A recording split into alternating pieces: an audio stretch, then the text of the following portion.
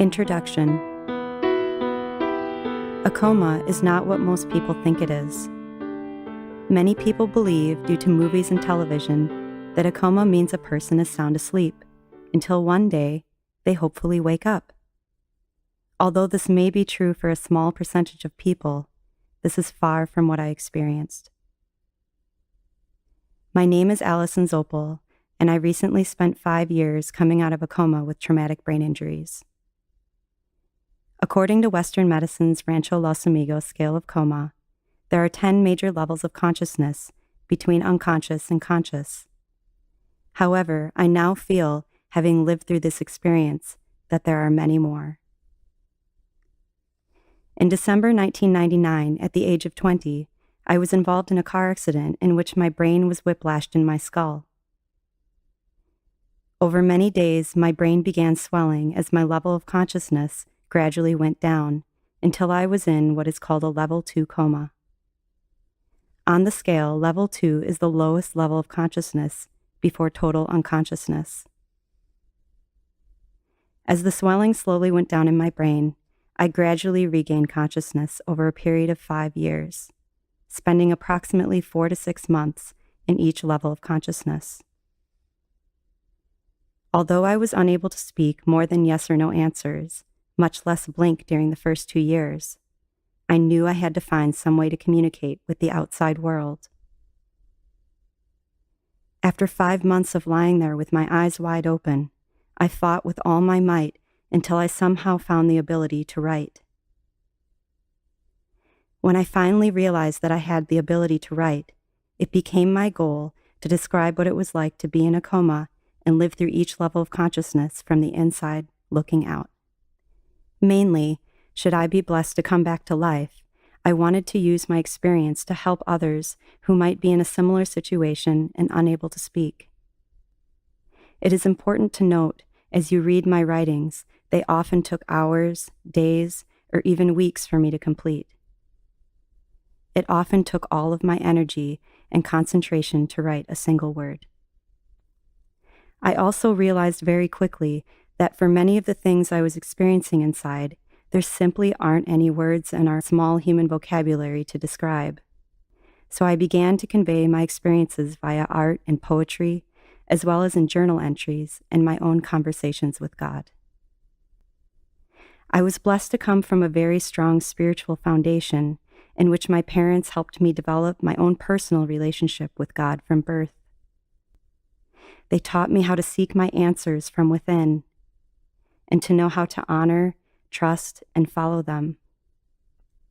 I was raised on many of the beautiful values in the Urantia book, to live a life of truth, beauty, love, and goodness, and have always been encouraged to find the truths that lie in all religions and the qualities that unite us.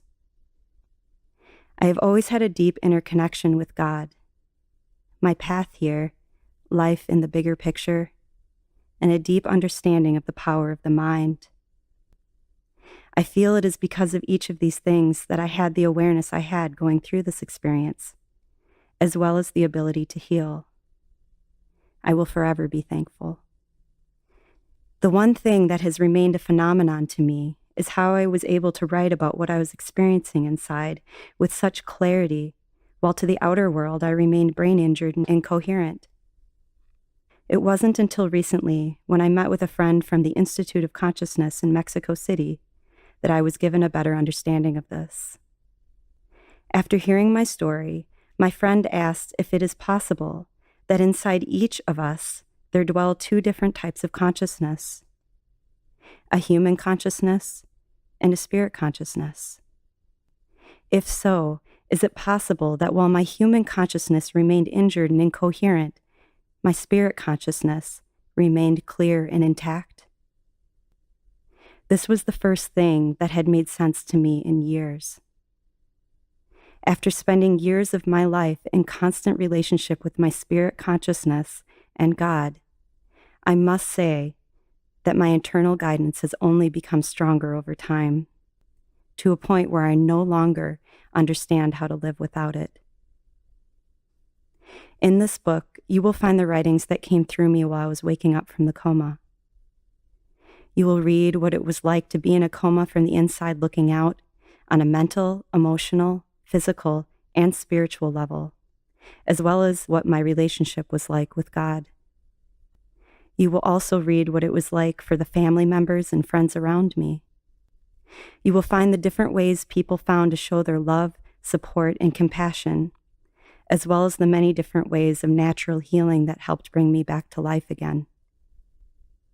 You will read about the different lessons I have learned and taken with me, as well as what I have come back to life to do. You will also find terms and resources where you can find more information on coma, brain injury, and the many different levels of consciousness in between.